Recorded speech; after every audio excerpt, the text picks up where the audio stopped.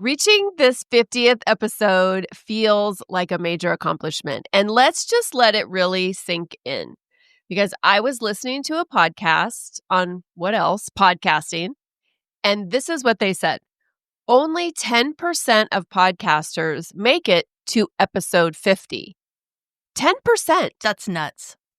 And 90% of podcasts don't make it past episode 3. Okay, that's the one that really blows me away. Like, you go through all this effort to do this. Like, I felt pretty confident we were going to get to at least 10. You know what I mean? Like, just because, like, to go through all this to do it. But 50, I didn't even think about that.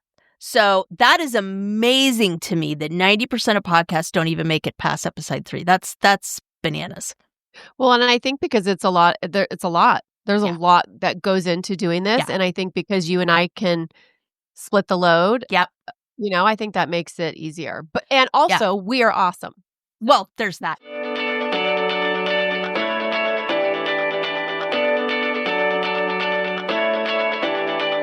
Welcome to Drinks with the Girls. Conversations for women over 40 around connection, change, and the power of female friendship.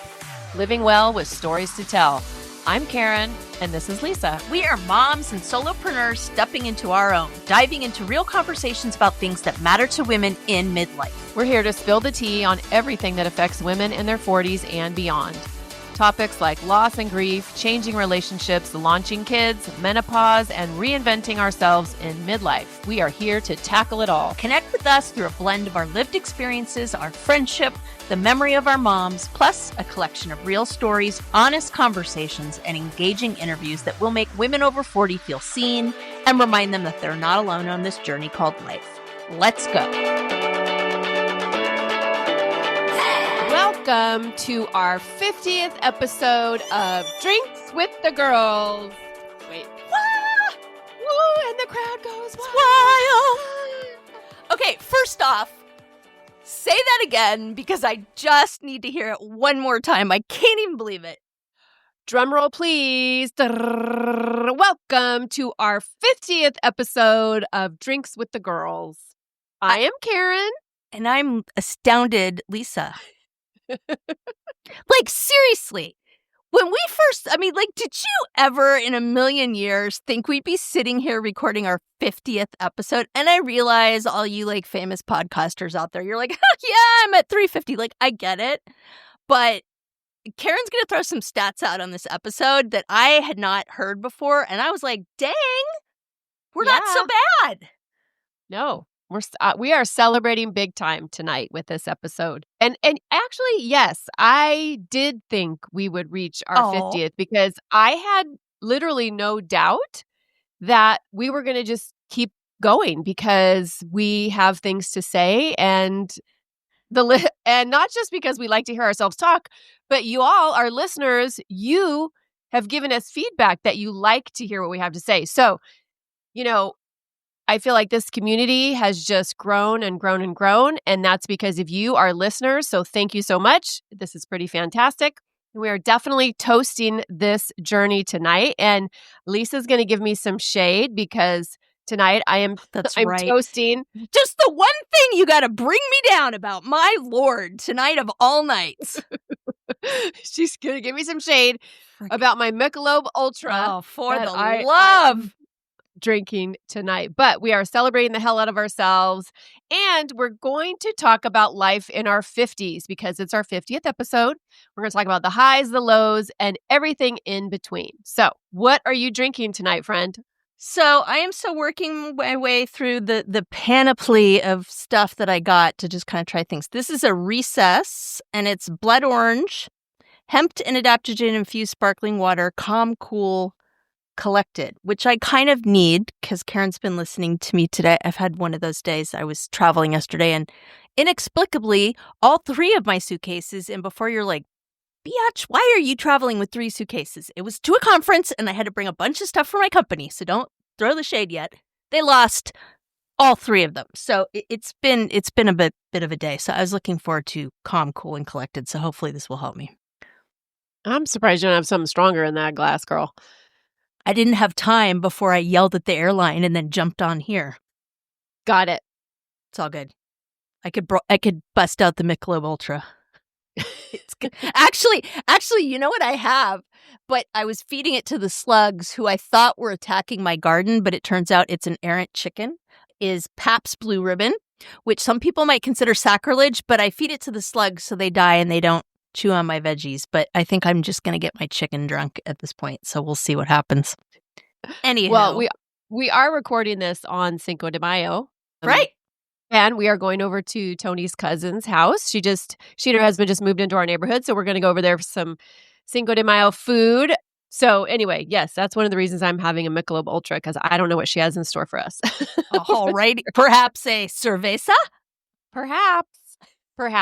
But let's get back to focus the topic.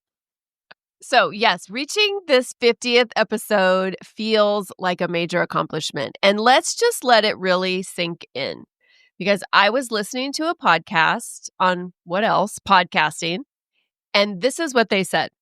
Only 10% of podcasters make it to episode 50. 10%. That's nuts. And 90% of podcasts don't make it past episode 3. Okay, that's the one that really blows me away. Like, you go through all this effort to do this. Like, I felt pretty confident we were going to get to at least 10. You know what I mean? Like, just because, like, to go through all this to do it. But 50, I didn't even think about that.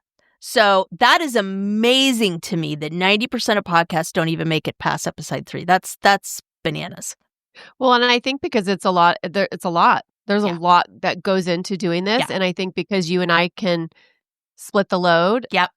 I think that makes it easier. And also we are awesome.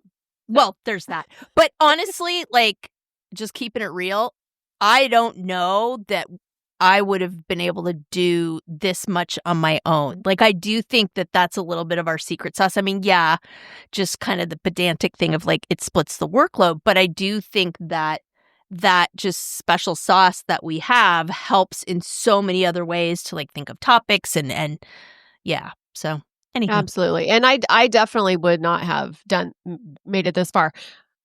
Well, I don't know. I wouldn't have all the things that our whole podcast has, the Pod Squad, the Pinterest, the Facebook, the website, the Instagram, all the things, because it's just a lot.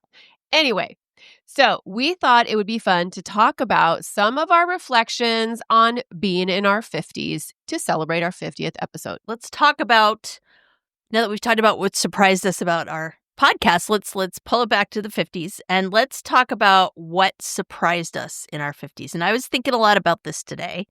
And the one thing I kind of came to mind was, like, so I'll be 57 this summer. I'm 56. Karen and I are the same age, like 2 months apart.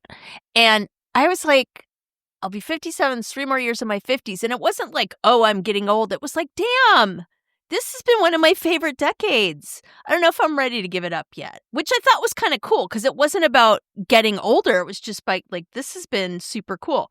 But I did notice our good friend and bestie, Hardy Harp, Brooke Shields, call us Brooke, we still want you to call us, is celebrating her 60th birthday this year because I saw on her Instagram, and she is celebrating by doing all sorts of stuff. She's like, it's going to be the year of the adventure, and she wants her followers to, like, tell her kind of the things to do. So I do feel like it's kind of the decade of adventure for sure.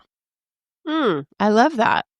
And I mean, you're only turning 57. So, I got time. We got time. You got time. Yep. Do you want to know what surprised me? I would love to know what surprised you about your 50s. Well, I think that it's this sense of freedom that I feel. I'm definitely more confident. And I'm less concerned about other people's opinions. I started, unhooking from that, I think, last decade in my 40s.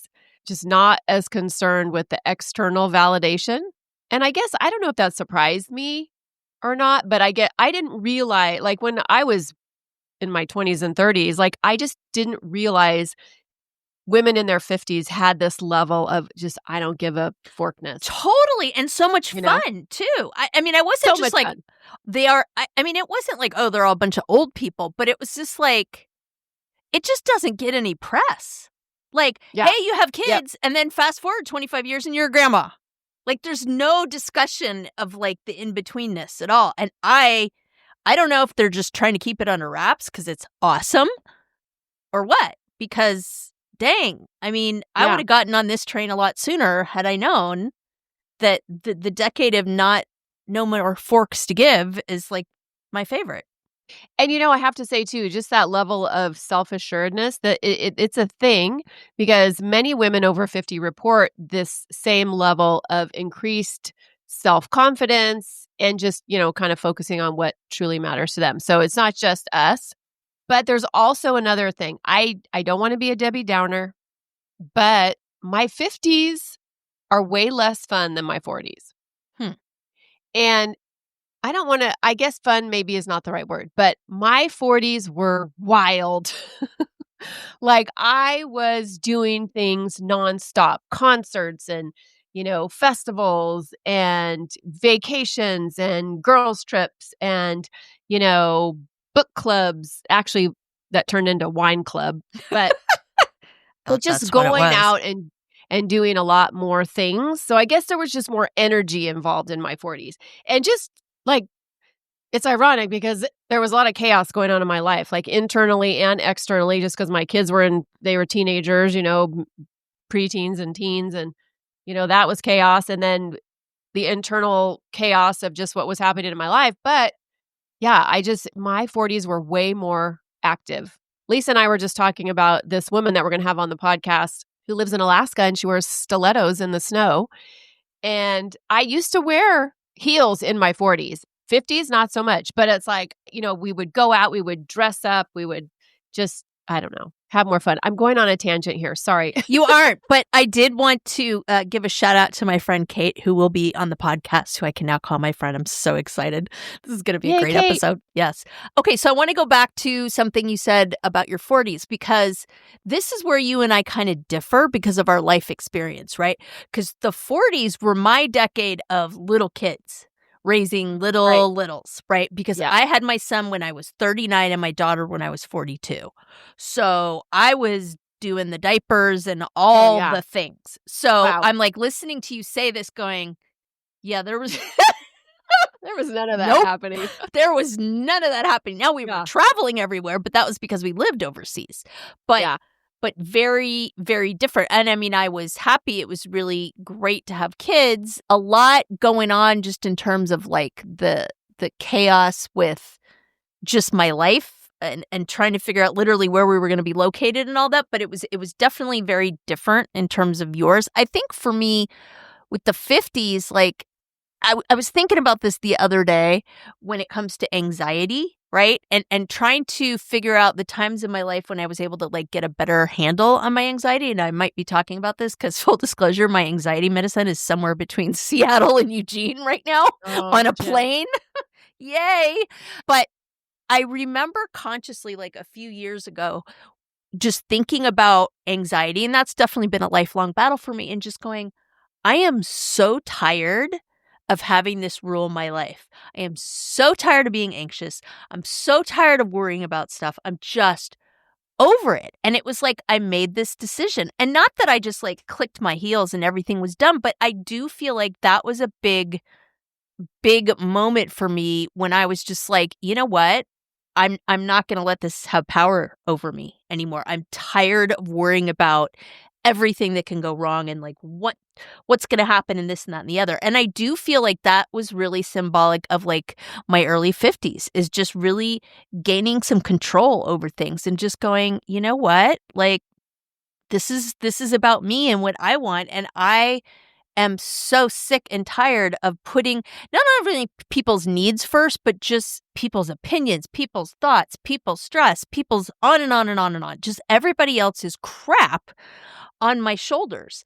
And I kind of just wanted to stand on my own stress, like just so I remember just kind of very consciously getting to that point. And I think that's been a hallmark for sure of this decade for me. That's wild. There's two things I want to talk about. First is, I think I've had the most anxiety in my life probably in the past few years. Like my mid 50s has brought the most anxiety for me. And I think a lot of it has to do with, well, so many things. Menopause is one thing, because I love to blame menopause and the patriarchy on everything. Uh, Patriarchy gives me so much anxiety these days too. True that. But I think because my life is so much more relaxed now than it was in my unhinged 40s, that I have more time to really stop, and I have to deal with things that give me anxiety, right? I have more time to think, whereas in my 40s, I felt like I was just kind of in that survival mode place that we get to a lot of times. My name is Karen Shatafian, and I am a shameless coffee addict and empowerment coach for women, and my love language is authenticity. My mission is helping women unapologetically design a life they're in love with. Because what the hell are we waiting for? My website, KarenShatafian.com, has all my coaching packages and free offers like my midlife reclamation guide. In it, you'll find tools to help you decide how to create the most inspired and empowered version of yourself and your life. You can find me on Facebook and Instagram talking about ways women can show up for themselves after decades of showing up for everyone else. Join me as we throw off the shackles and live our best freaking lives. See the show notes for all the details. Cheers. It kind of reminds me of when I've talked to people that have stopped drinking and they talk about being able to sit with the anxiety of being in a crowded room without having a drink in their hand. Yeah. And just really feeling those feelings and having to kind of go through that piece. I think for me, I have suffered from like crippling anxiety since college. So I've had a long, tortuous journey with anxiety, and maybe that's why I felt a little bit of the relief. Yeah. Don't know. Yeah. Well, and I think too, when we get to this stage in life, that's when and we talk about this a lot, the point where we draw that line in the sand and say, no more. I am not signing up for this anymore. Yeah. Yeah. And it sounds like that's, the place that you got to. And I think, what you were talking about with your 40s versus my 40s, what it makes me think of is, and such a good point you bring up, it's like my kids were, becoming more independent. So as my kids were becoming more independent, I was getting more of my freedom back. Yeah. And I was like, oh, heck yeah. I forgot what this felt like. Yeah. Yeah. Also, in your 50s, you just kind of become really aware of what really, truly actually matters. Yeah. It becomes For sure. easier to figure that out. And I think for me, I worry that I'm going the other way, right? That I just have no patience for people or things and stuff that irritate me. I think that's such a good thing, though. I really do, because I talk to a lot of women. That's what I do all day, and you're not alone. I think the older we get, the less we put up with. And sorry, I totally interrupted you. Because you're not going to take it anymore. No, and I mean, I guess what I'm saying is, yes, agree. But I worry that I have so little patience for the bullshit that I'm going to turn into this cranky old lady. You're going to be alone. Like Nobody's really going to be around you. Yeah, like really entire plane full of people that just got told that they're people with tight connections and could they please just stay in their seats so people can get by, but they all get up anyways. Okay. People on airplanes are not their best selves. What we the know hell is wrong with you? you? On airplanes are not their best selves. It's like that's the kind of stuff that I just lose my mind. So it's not that I want to put up with more. I just think in the back of my mind is like, is this how an old person starts, where you're crotchety and you literally like everything pisses you off? And I may be just like feeling some of the boundary loss with my dad, which is another one. I know we've been saying we're going to do that episode for forever, but we're really going to do it. But, I just see like how little patience he has or flexibility or tolerance for anything. It's the flexibility and the tolerance. Yeah. Yes, I think that diminishes. Yes. Yeah. And so I think that's what it is maybe the flexibility piece that I see is getting a little fried with me. And that's a muscle that I want to keep exercising. Like I don't want to be just stuck in my ways. So I'm trying to really thread the needle between don't care what you think and okay, I can be flexible. Like I can deal with this. Like, yes, my luggage is somewhere above the Pacific Northwest right now. Okay. Yeah. I'll survive. Well, I think at the end of the day, it's about getting to the point where you just realize, like you said earlier, what doesn't matter. Like we focus on things that matter. Yeah. And, stuff like that, like airlines losing your luggage. I mean, especially since your anxiety medication is over there. Oh, the irony.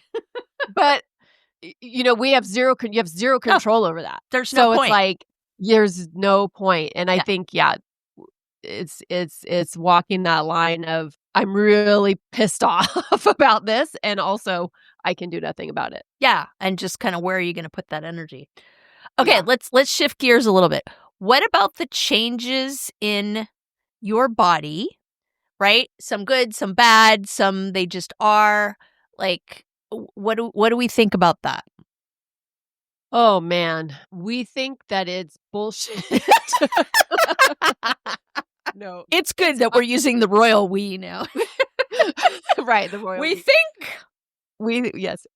It's hard because it's definitely both sides of the same coin, right? Like on one hand, my mom never made it to 56. She died when she was 51. So I didn't get to really watch her age and talk to her about that experience. My stepmom, she lived to be 80. I think it's hard because like we've talked about on our menopause episodes, every single one of them, it's like nobody really prepares women for what is in store, good, bad, or indifferent. And so I've been surprised with all of the changes that have happened to me physically, because of menopause, and also my joints hurt. Yeah. My skin is like crepey on my arms. My knees look weird. Things like that. Yeah. Conversely, I've never loved myself more. Yeah. Like I've never looked in the mirror and I mean honestly, like I've never been more of the opposite of what the toxic beauty standards tell us is appropriate for women, right? I look at myself in the mirror and I don't fit that image of what society says is desirable, but I love myself so much. Like I look at my belly and my baby's lived in that belly. Mm-hmm. And so I just feel like on one hand, it's really rough, the physical part, but on the other hand, it's the self-compassion that I have for myself has never been greater. Yeah. How about you?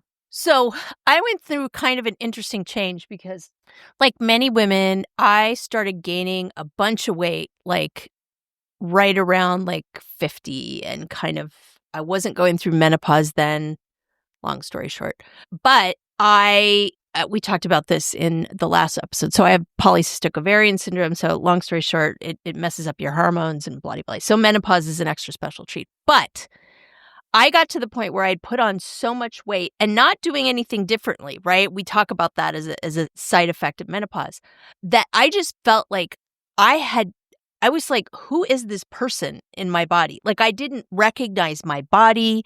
It didn't feel like mine. I didn't feel like I would run into things because I didn't have a good sense of where I stopped and the world began.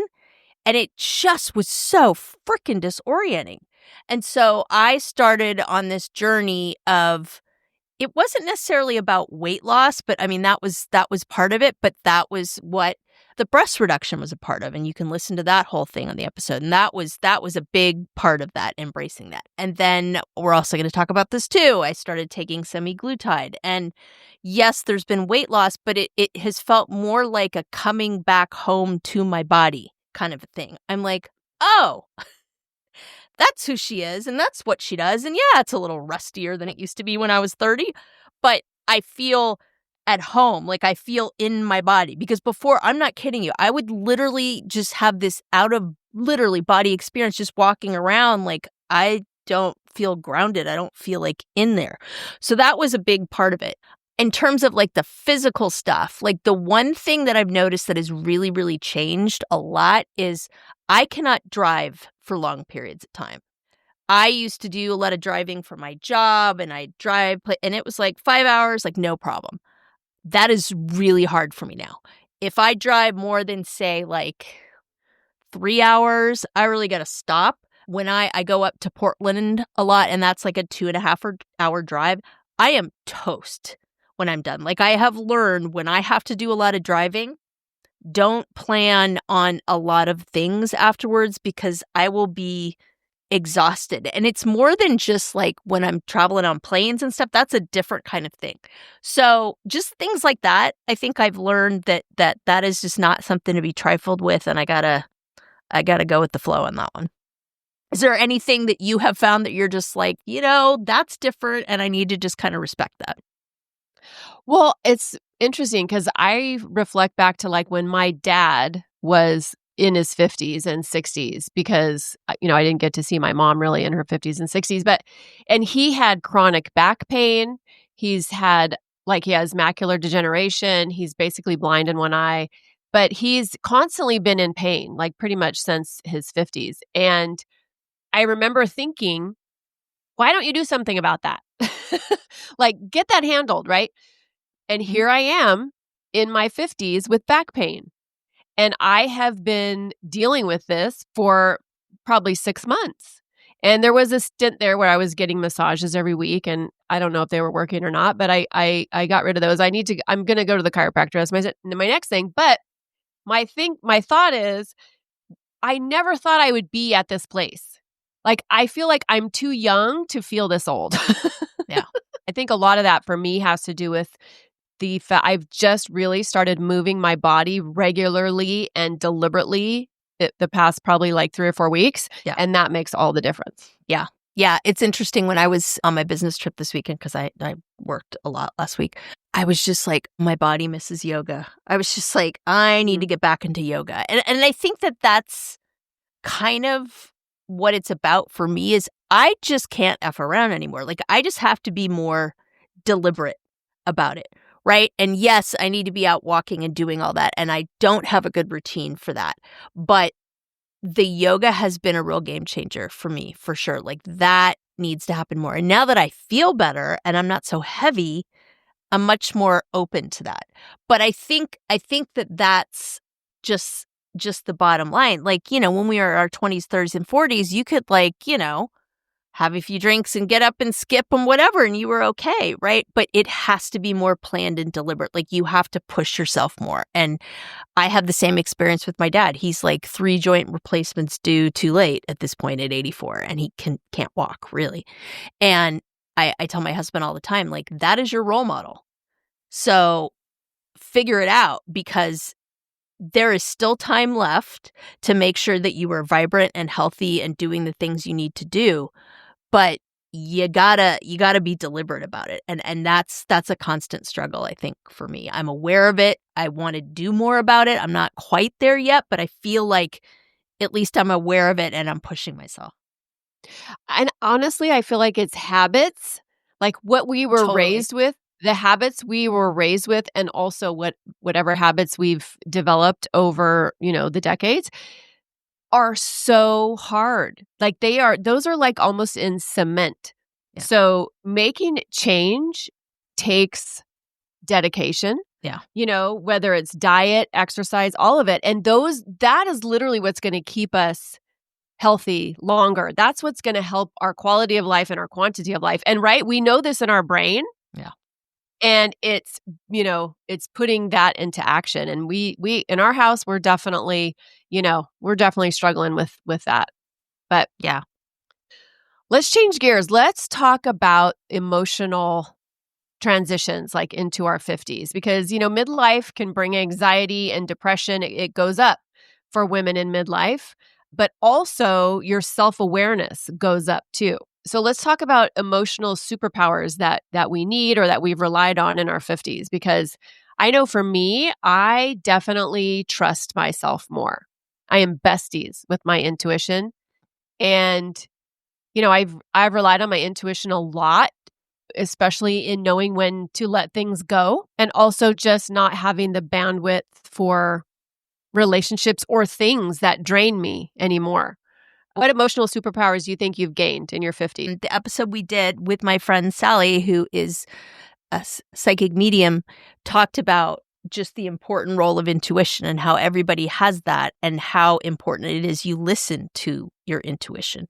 And so I definitely think that that is stronger. I do feel like I have this conversation with myself when I'm like, you really shouldn't do that, or I don't know if that's a good idea. Like, I'm more willing to listen to it. I think for me too, it's been like setting boundaries. Like I've gone through some shit in the past several years that have starting with my divorce, I think. And it just, when you go through big events and big things in life, that is when boundaries are more important than ever. And I think I've gotten really good in the past 10 years in setting boundaries, recognizing where they're not and setting them. And that's a superpower, I think. Yeah.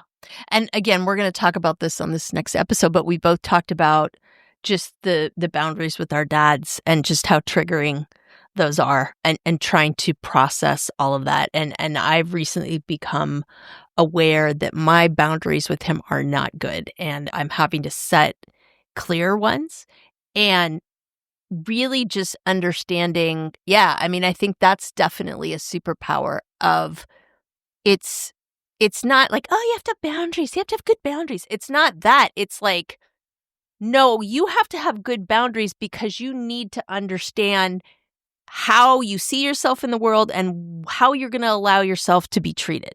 And you are the only person that's going to be able to take a stand to make sure that people treat you the way that you want to be treated. And boundaries are the key to that. Hey there, I'm Lisa Coricella McDowell, your midlife Pacific Northwest princess, here to guide you in the art of next leveling your life. I'm passionate about women's health and wellness in midlife, especially for moms parenting kids with unique needs like I do. I truly believe we can learn, grow, advocate, and care for the planet while taking care of ourselves and our families. And I'd love to help you do the same. Plus, I'm beyond excited to announce the launch of my new membership, the Empowered Parent Collective, this March. It's a space for parents to confidently advocate for their kids, build inclusive communities, educate themselves, and find balance and support along the way. To find out more about the Empowered Parent Collective, my classes, wellness offerings, parenting tips, advocacy resources, and exclusive Drinks with the Girls goodies, head to nextlevellifewithlisa.com. Let's survive and thrive in the messy middle together. Cheers. So let's talk about something that people really don't talk about, and that is grief. And I just wrote a blog post about this. It's about the silent things that women grieve. We have the big ones, of course, when we lose people we love, but then there's all these little micro griefs that we deal with, and we don't really talk about it. But what do you feel like you've had to grieve or let go of in your 50s? I think that there's been so many things I've just kind of had to accept and move on. I don't know. That muscle has gotten really strengthened, I think, as a special needs parent, because you really have to, I don't sit here and wallow in oh, what would have been, and oh, I wish my kid did that. I wish my kid did that. I'm totally over that. And I don't have the time to really think about that. So I think grief and what ifs look very different for me, because I think if I stayed in that place, it would be really hard to move forward. So I don't go there a lot of times, I guess would be my best answer. And it's not like a la la la la la, but it's just grief does not serve me in a lot of ways in those areas. So I think I'm just hyper vigilant about that because I've had to put it in such a strong box. I don't know. I could just be, maybe I'm not making any sense, but you are making sense. That's just kind of my truth as I see it. Absolutely. No, that makes a lot of sense. And, I think the way that you look at grief and maybe handle it is other people do as well. And it's, you're protecting your heart. For me, right now, I am acutely aware of grieving the time that is just freaking whizzing by. I look at that and I look at, yeah, we're going to be 57. I have family, my sister, two of my sisters actually, and some of my best friends are in their 60s. And it's okay, we are definitely getting into, we're stepping out of midlife into what's next. And so I'm definitely grieving that time, and I'm grieving my youth, even though I don't want to be younger. I love being 56. I feel so good about my age, when I think too long about it and really, sit with it, it's that mortality piece. It's like, Yeah. wow, It's a big existential kind of a thing. absolutely, yeah. And I mean, of course, I grieve people. I grieve the people, right? And it's not even just people that have died. It's, relationships that have changed. And I actually grieve my divorce. I don't wish I was still married to my ex, but I grieve that because that was like, I never thought I would be divorced. And I grieve that, I think maybe mostly for my kids, actually, because, because their parents aren't together. So that's a mom thing, I'm sure. But Yeah. yeah. So I mean, I grieve like, and I think we all do. It's like these not weird, but just like not common things, but are still losses and, things that leave a void, my good Yeah. knees, my top skin. I was thinking about this the other day, and listeners, you're going to totally laugh. I was just like, can we still call it drinks with the girls, midlife conversations when we're like in our 70s? Like, are people just going to be like, who do these people think they are? Like, what the hell? Like, will we have an archive version? Like, and I just kind of went down this rabbit hole, and I was like, I can't think about this right now. Girl, my whole business is wound around midlife. Yes, believe me, I've thought about this once or twice. Oh, God. Yeah, but I do remember when my mom passed, and I think I've talked about this on the episode, I had a big, like, existential grief kind of thing going on. Like, and it was just, I was just like, death is around the corner. And that was a whole process for me to go through. And I don't necessarily think that I've come to the other end of that and been like, I'm good, but it was definitely, I think the fact that both of our moms died way too young, your mom for sure, and just they were not the ones that everybody thought was going to go. Yeah. Like out of that whole friend group, for sure. If people were going to lay bets, Renee and Patty were not going to be some of the early ones. And so that really threw me for a loop because that was definitely not in the plan. When you have somebody, a parent especially, that does not live the fullest extent of their life, into their mid 80s or beyond, whatever, I think it messes with you. I really do. I mean, it took me a long time. Like I thought I didn't think I was going to make it past 51, and like logically it's like, well, sure, you can have a different lifestyle. You get your mammograms all the time, all the things, but it's like, I just had it in my mind that I wasn't going to make it. And so, I mean, at 56, I have a lot to celebrate, I feel. So like, keeps me kind of charged. Yeah.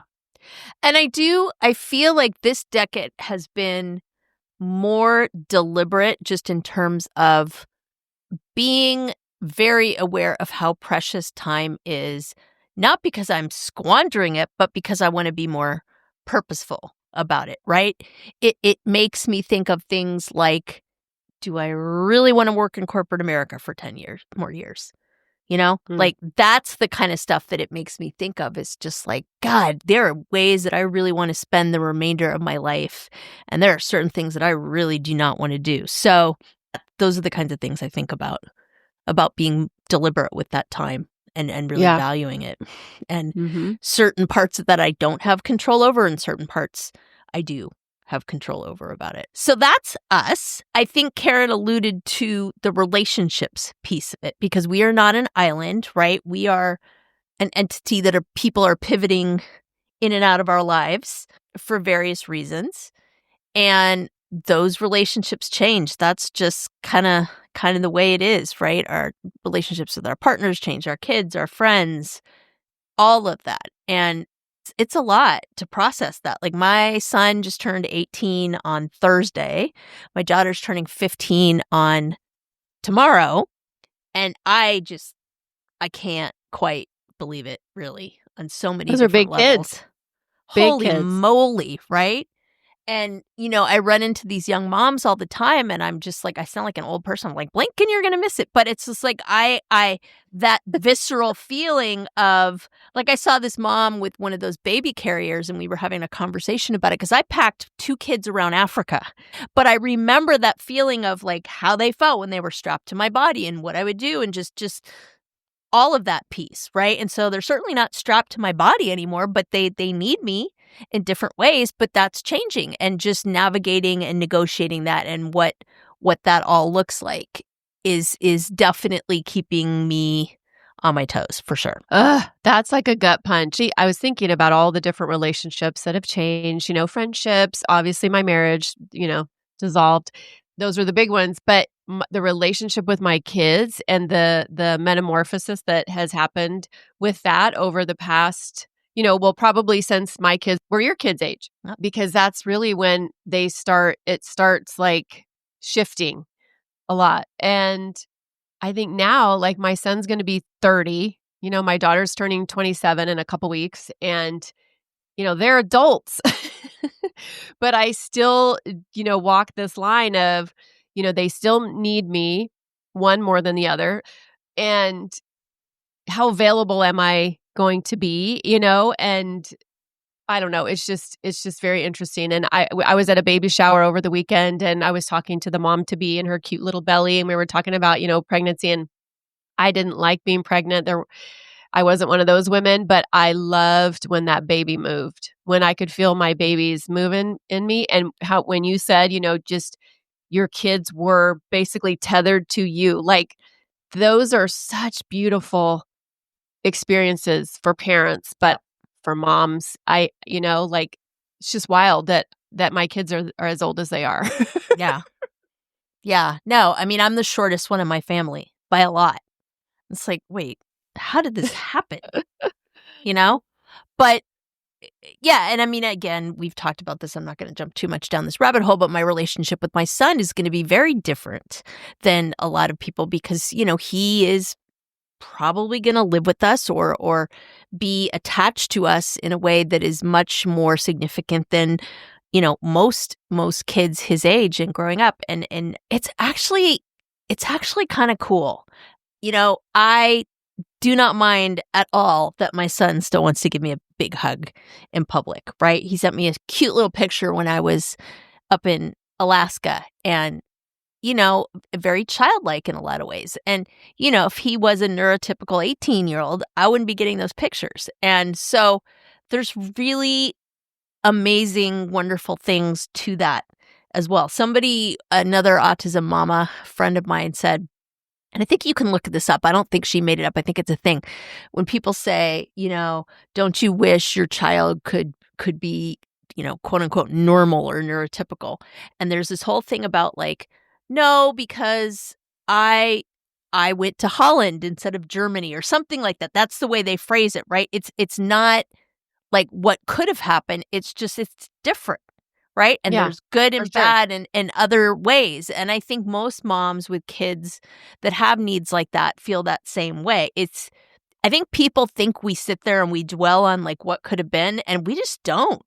I mean, in our most frustrating moments, it's more about getting them what they need. But it's just like it is for any neurotypical child. Like, there's things you're frustrated with. There's things you really are happy about. It's just, you're not following the roadmap that everybody else is following. And that can be a challenge sometimes. The outside world just doesn't get it. And that probably is, in terms of things that are frustrating to me over the past few years, to bring it back a little bit, that's the part that just grinds in you after a while, where you're just like, oh God, really?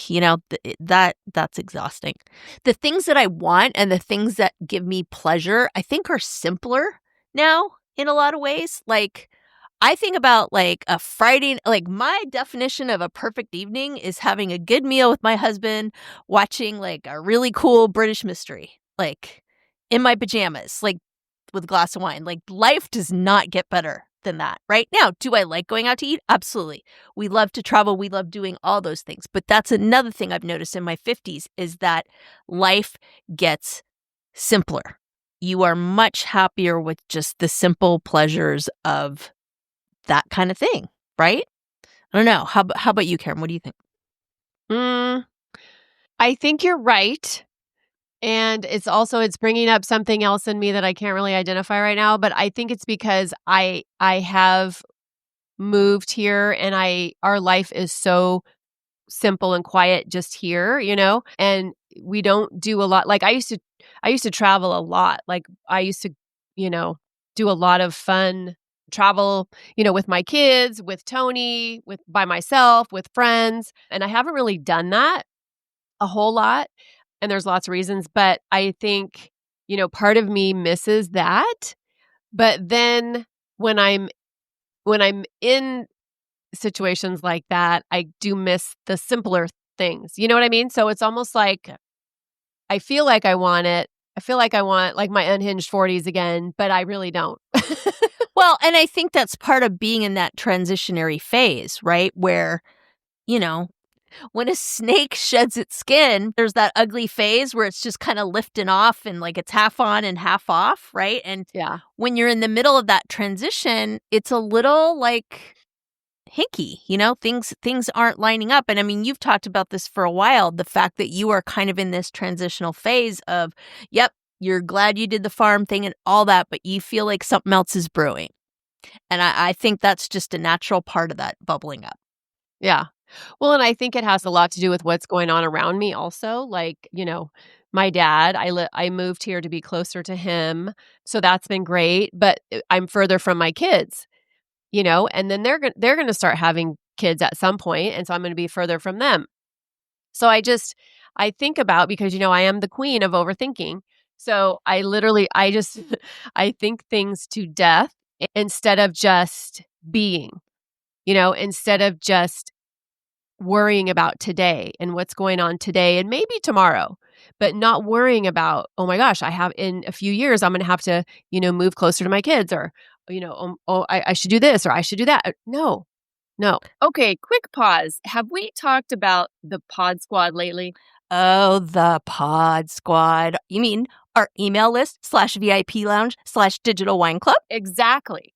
So listeners, if you're not on it yet, you're basically making life harder for yourself when it comes to podcasts.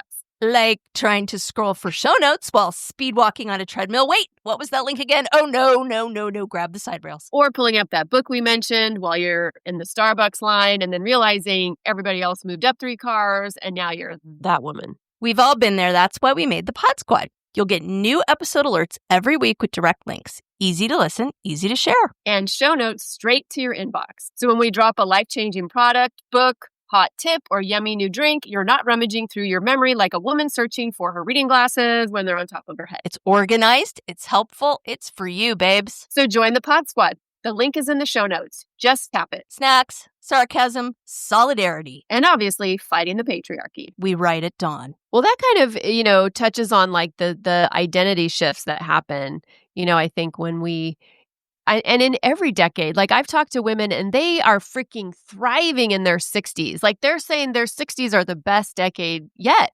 And so it's like, I think it's individual for sure. And it depends on what's happening around you in life. But I think, you definitely, or at least I'll speak for myself, I've gone through some significant identity shifts from my 40s, to my 50s. And now I'm sure I'll change again in my 60s. And I also feel like my 50s kind of snuck up on me in terms of just like I wasn't prepared for how I would feel in a lot of good ways. I don't think my 60s are going to sneak up on me. I feel like I know what I need to do to be prepared to have a good, full life when I'm in my 60s, right? Whether I do that is a whole other topic, but that I don't feel like that's a big fat mystery. I know that I need to really get serious about getting in better shape. And I have, like the surgery, that was a whole year of hell. Like I really committed to a lot of that. So I definitely think I've started to do that. I think I need to be more purposeful about it. I have ideas about, how I want my business to look. So, I don't have to be working in corporate America till I'm 80. So there's things like that I have to do and prepare. And I think that drives me a lot right now to really push myself way too hard because I want to set myself up for that. But at the same time, I'm also like, I don't want to be grinding and pushing so hard that life just flies by. And I'm like, wait, what happened? Yeah. I think I'm the opposite. I think I was so ready for my 50s. Like I was so ready to be 50, which my besties will tell you, which is kind of surprising because, man, when I turned 40, I was a crabby patty. Woo! I was not about the milestone birthdays. I was not about getting older and celebrating. No, but something happened in my early 40s that I decided, you know what? You do need to celebrate every year. You need to celebrate birthdays. You need to celebrate these milestones. And so, yeah, when I turned 50, I was like, bring it on. And now here I am, almost 57. And I feel like, wait, what happened? Where did these 7 years go? Totally. Samesies. Okay, let's talk about like careers, success, air quotes, purpose, and things like that. Have your values shifted around work, money, and what do you think about success now versus when, you were in your 20s or 30s? Yeah. I mean, I was an educator for a big chunk of my 40s, and I look back and think, gosh, if I'd done what I did now, I would be in much better shape financially. So that certainly is something that I think about. I think that I have absolutely no desire to climb the corporate ladder anymore. I've done the manager thing. I've done all of that.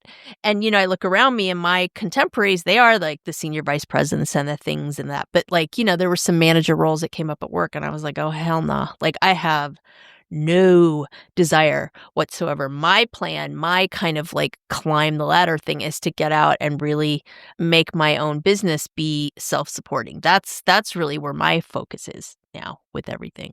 So I see all these youngsters just grinding and hustling and doing all that. And I'm just like, God, it's just exhausting, And I think about where I was when I was doing all that. And man, like it's this whole idea of trading time for money is rough. It's rough. And I think a lot now about if I'd kind of understood that I didn't necessarily have to do that for as long as I did it, where would I be at this point? I feel like as a society, we're kind of at an inflection point with that because it used to be go to school, get a really good paying job and grind, and that's the American dream, and then you'll be fine.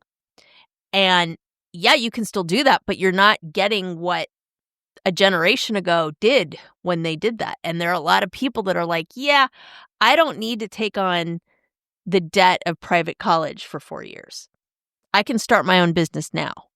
And we are really thinking what is a credential for kind of being prosperous and successful in life. And to be honest, I'm here for it. I think that I talk about being a lifelong learner. I think that that's something that's really important.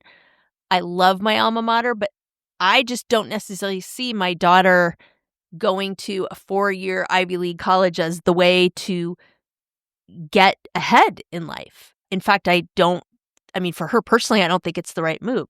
So I think that has become much more nuanced. And boy, I'm sure you're in the middle of it with kids that you have now in their late 20s trying to figure out where their places are in the world, because it is by no means, I felt like when you and I grow up, like we knew kind of what the recipe for success was. Like we knew what we were supposed to do. It wasn't a big mystery. Yeah. Kids now, I just feel like it's the Wild West, and my heart goes out to them. So I'm sure you've had a lot of conversations about that. Oh, yeah. No, definitely have. And especially living in California, like my daughter, who is a teacher, is struggling to be able to make a living wage to live on her own. But I think you're right. Like when we were young, we knew what we needed to do. Check these boxes, and then we knew what we would get in the end. And now, like the landscape looks so different. The traditional advice that I gave my daughter, because she loves kids, she's always wanted to be a teacher, and so her dad and I were always encouraging that. Always, you'll always have a job, you'll always have, benefits, blah, blah, blah. And who knew when she'd be trying to find a job, there's a freaking job shortage for teachers. She needs to move up here. She'd find a job in a second, and it's cheap to live too. Oh man, cheaper. I wish. Yeah. When we think about success, or not even success, but what you're quote unquote supposed to do to have the things that we're told are important, it looks different. The roadmap looks different. Yeah. And I think like bringing it back, it's like that's kind of a question you have in your 50s, right? It's like, is this the part where I tie it up in a nice, neat little bow? Is that even possible? Like, what does that look like at this point in my life? What, it's not the like retirement and the gold watch and all that anymore. It's very different. But I do think that this decade consists of a lot of, when am I ready to leave that part of my life behind? Financially, emotionally, otherwise. And I'm here for that. Like I got to figure that, because I'm done with the grind and hustle for sure. I have to continue to do that to support my family, but this has definitely been the decade of, okay, how do I set myself up to make the choices I want to make for the rest of my life?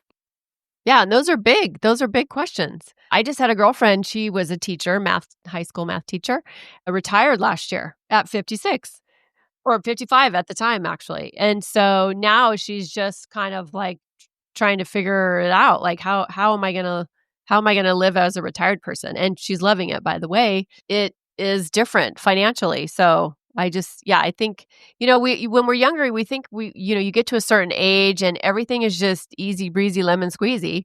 And that time I just don't think ever comes. Yeah. And I think it's more of a realism type of a decade. And I don't mean that in a downer kind of way, not like, oh God. I just mean, I think you just get real about things. Like, okay, if I want to retire early, what do I need to do? Let's figure it out. Right. Yeah. Yeah. I just think that the time for like, yeah, it's here. And It's upon us. Yeah. And it's time to go for it and stop wasting time, I think is a big part of that as well.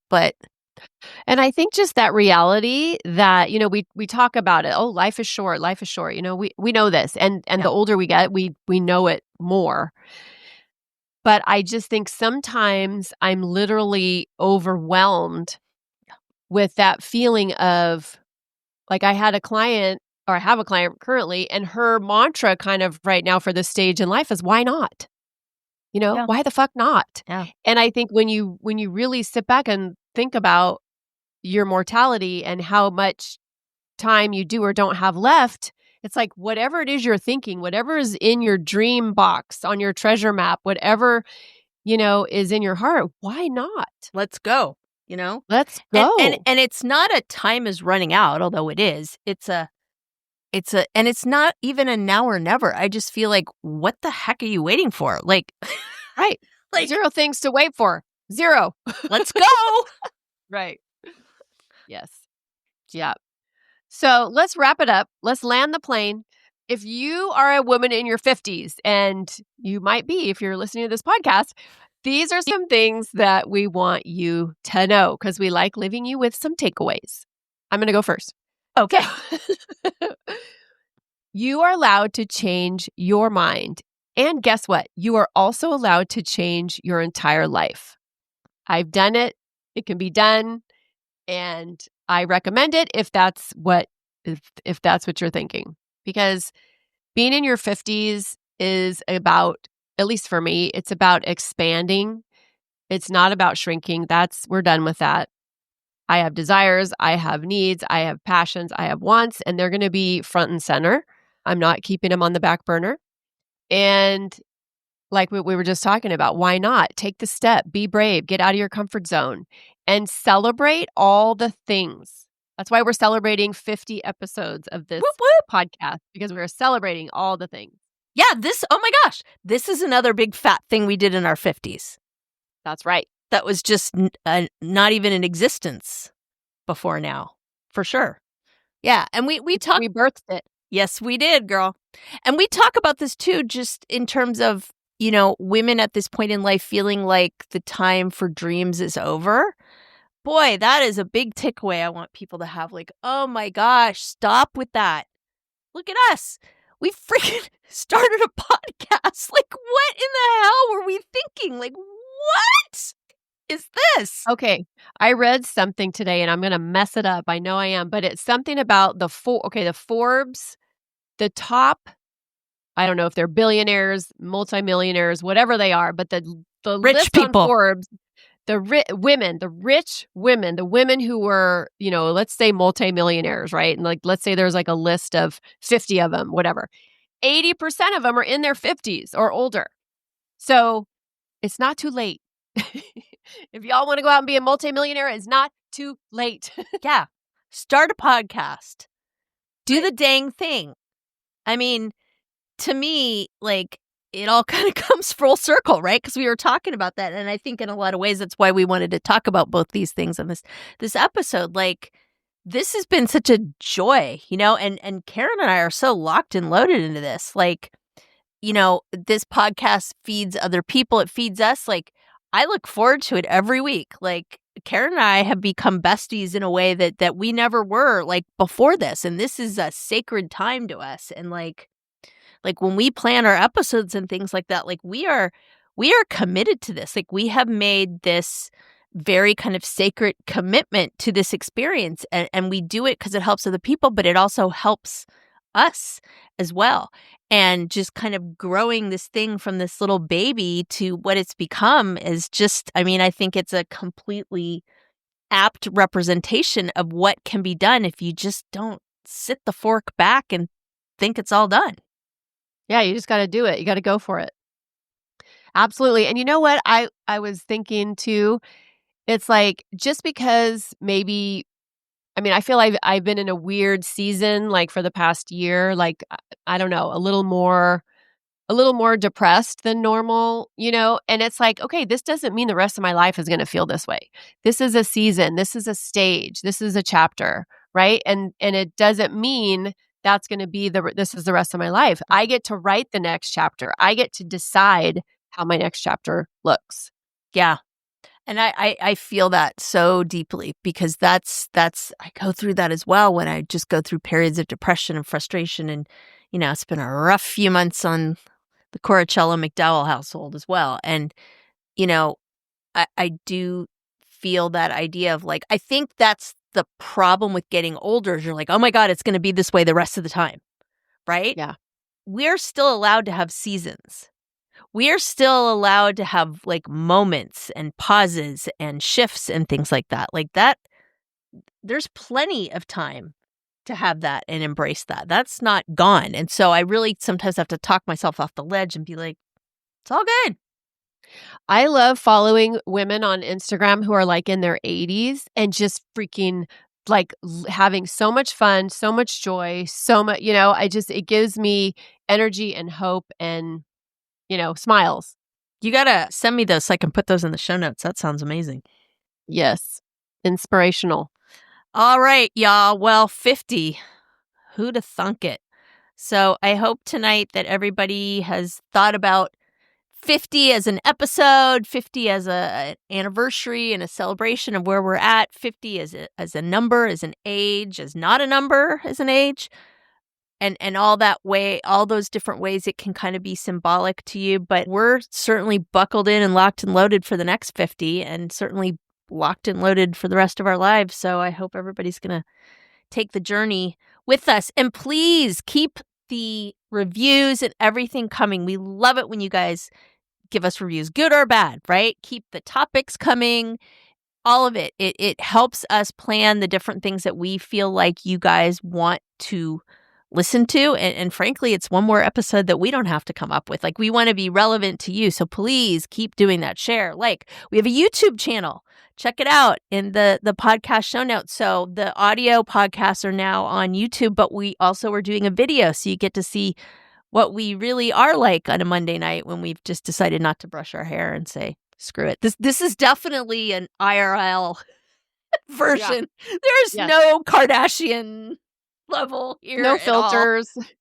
I put on lip gloss. That was about the sum total of presentable. So if you prefer your version IRL, check us out and our YouTube channel. So we have the shorts on there that you guys have seen in terms of the promos that are out there on social media. Those are on YouTube. And then we have the long form videos now as well. So super duper. Karen, anything else you want to add?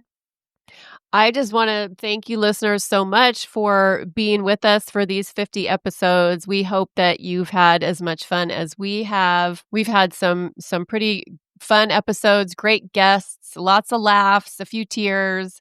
And we're just here. We're here for the real talk. And we're so glad that you're here with us. So share with a girlfriend, please. Let's keep growing this community. And here's to the next 50. Cheers. Cheers.